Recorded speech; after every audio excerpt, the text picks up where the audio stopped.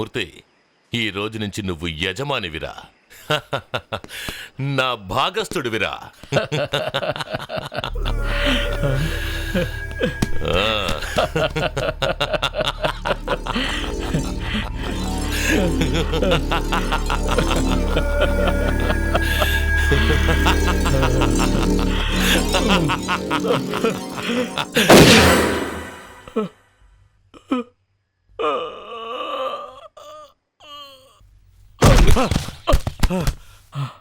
కూలివాడు కూలివాడే, యజమాని యజమానే.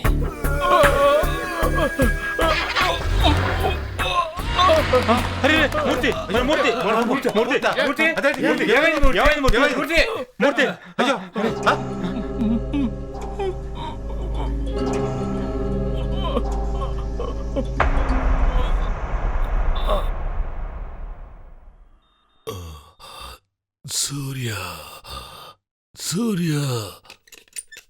మీరేగా మిస్టర్ సూర్య?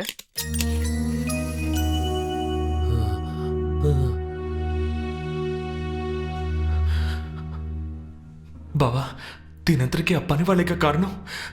వాళ్ళని సూర్య, వర్కర్లు అమాయకులు. ఇప్పుడు కూడా మనం చేసింది రైటో తప్పో వాళ్ళకి తెలీదు. వేరు లేని చెట్టు లాంటి వాడే తన హక్కు తెలియని మనిషి. వాళ్ళకి వాళ్ళ హక్కులేంటో తెలియచేయి సూర్య. చట్టమే జీవిత మార్గానికి వెలుగనేది తెలియచేయి సూర్య. అజ్ఞానం వల్ల ఇంకో చావు ఇక్కడ జరగకూడదు సూర్య. ఒకడు చంపితే హత్య, 100 మంది చంపితే కలవరం అని వర్కర్స్ని రెచ్చగొట్టి జీకే నన్ను పొడిపించాడు. జీకేని కత్తితో చంపకు, చట్టంతో చంపు. కత్తి కన్నా మెదడు పదునైందని ప్రూవ్ చేయి సూర్య, ప్రూవ్ చేయి.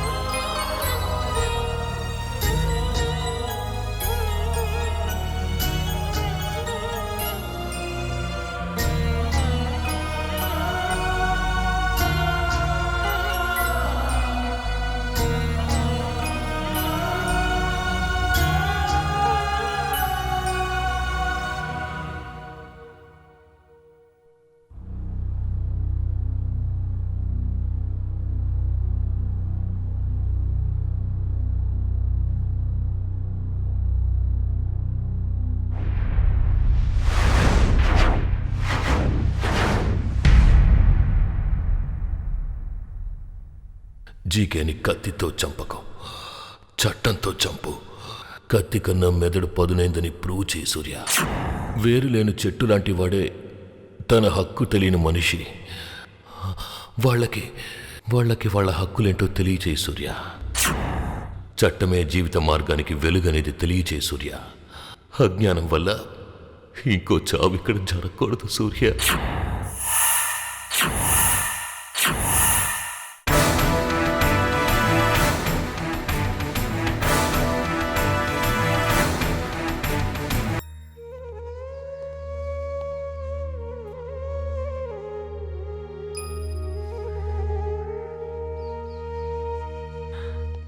సార్, ఈరోజు 5వ కోర్టులో జీకే ఎస్టేట్ కేసు హీరింగ్ ఉంది సార్.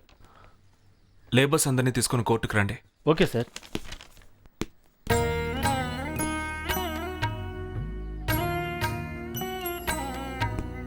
హే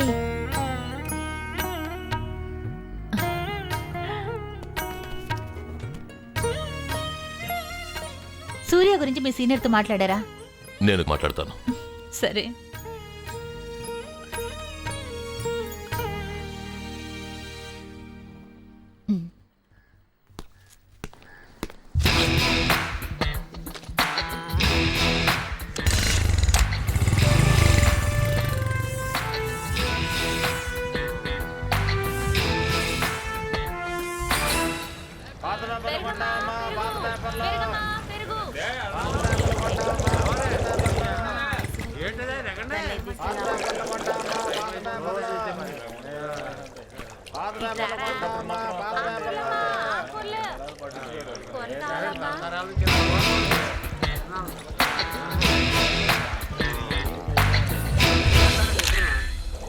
మీరంతా ఈ ఏరియాలోనే ఉంటున్నారా?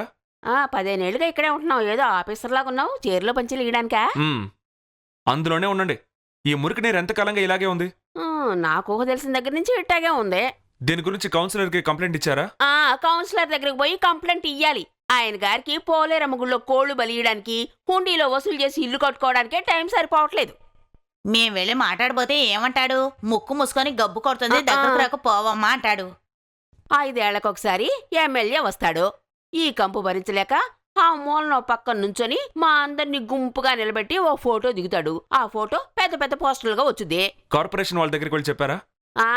3 సార్లు పిటిషన్ ఇచ్చాం. వాళ్ళకెక్కడా రోడ్డు బాగు చేస్తున్నామని డ్రైనేజీ మూతలు తెరిచిపెట్టుకుని పక్కన నుంచొని దమ్ము కొట్టడానికి టైం సరిపోతుంది. మా పిటిషన్లన్నీ చెత్తబుట్టలో పారేస్తున్నారు నాయనా. ఇట్టాగే ఉండి చావాలని మా తలరాతయ్యా. ఈ నీళ్లలో తిరిగి ఈవిడ కాళ్ళు చూడు, ఇలా చాలా మందికి వచ్చాయి.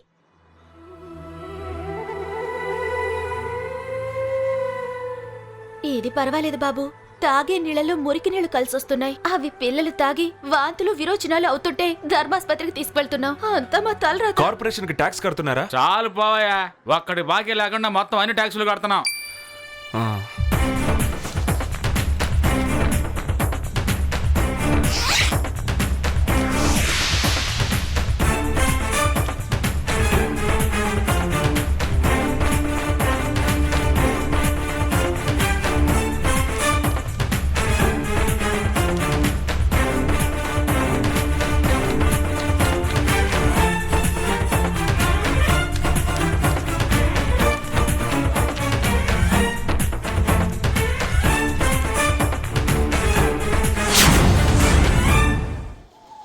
Councillor cool Manohar, councillor cool Manohar, Edwin Samuel, MLA Rammurthy,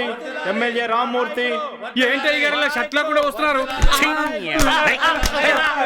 నాలాంటి పడుకుని సొక్కాలేదని ఎలా అడుగుతారు నువ్వు? అసెంబ్లీలో ఈ సొక్కాలు సింపినాంట్రా. నా సొక్కాని ఎవడైనా సింపకుండా ఉంటాడా? అందుకే సొక్కా లేదంతే. చిన్నమ్మపేట శివయ్య వీధిలో ప్రజలు ఎక్కువగా నివసించే గుడిసెల ప్రాంతంలో గత 6 నెలలుగా మురికి నీరు బయటకొచ్చి అక్కడక్కడా నిలుచుంది.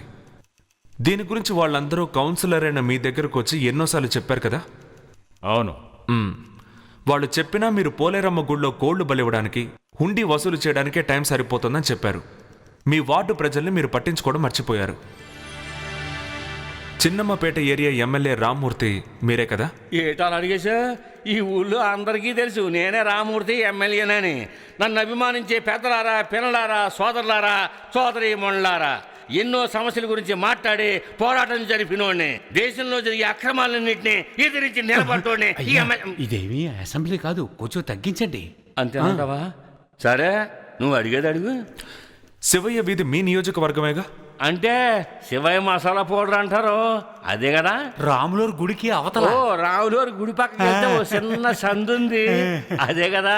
ఆ ఏరియా గురించి నాకు అంగుళం తెలుసు. మరి కరెక్ట్ గాని మీ ఏరియా గురించి బాగానే తెలుసుకున్నా. అవును, ఎమ్మెల్యే అంటే ఏంటి, నేచర్ ఆఫ్ వర్క్ అంటే ఏంటో తెలుసా మీకు? భలే ఓడిపోయా. నీకేం తెలిసేటి? నాకు తెలియదే. మూసుకో. దాని గురించి మేము దిగులు పడవాళ్ళే.